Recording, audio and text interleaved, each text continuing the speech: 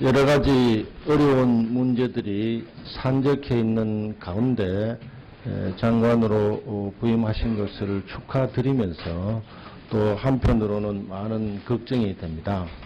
오늘 수백만 보건복지 가족들은 장관님의 생각과 말에 대해서 많은 관심을 가지고 있습니다. 앞으로 보건복지 행정을 어떤 철학을 가지고 어떻게 이끌어 갈 것인지에 따라서 수많은 이해관계자들의 입장이 달라지기 때문에 그렇다고 생각합니다.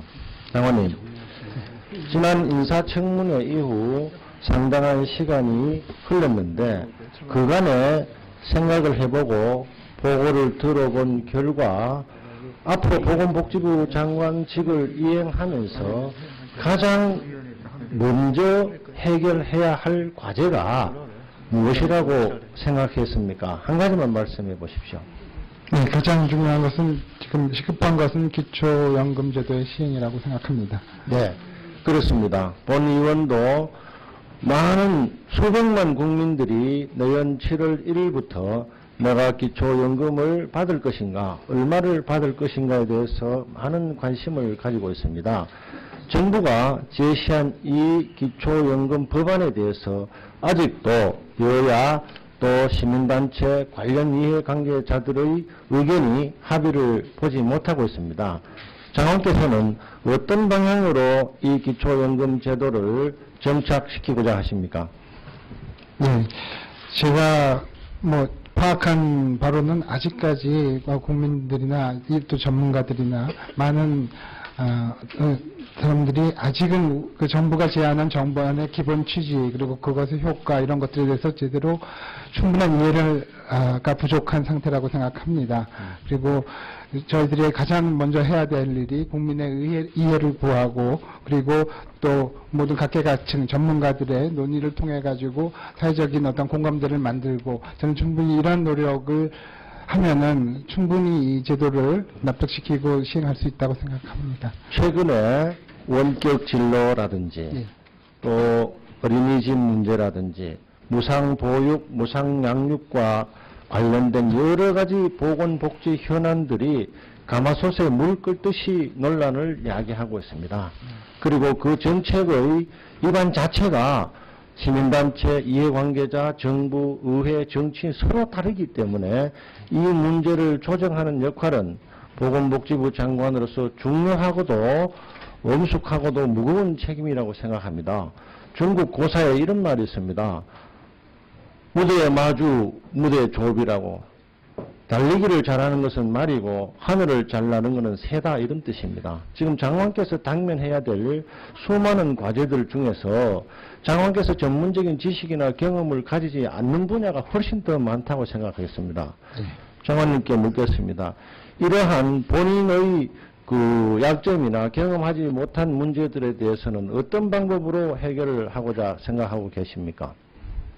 예, 먼저 제가 무엇보다도 열심히 공부를 해서 현안 이슈 그리고를 파악을 하고요.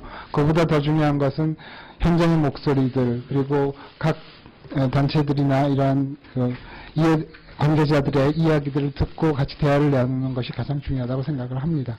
그렇습니다. 지금 우리가 의회가 정부가 이해관계 당사자가 당면하는 문제들은 전인미답의 문제들입니다. 예. 한 번도 경험하지 못한 그리고 정책을 시행할 때 예상하지 못한 부작용이나 다른 결과가 초래되는 전인미답의 문제들을 풀어야 될 숙명을 안고 있습니다.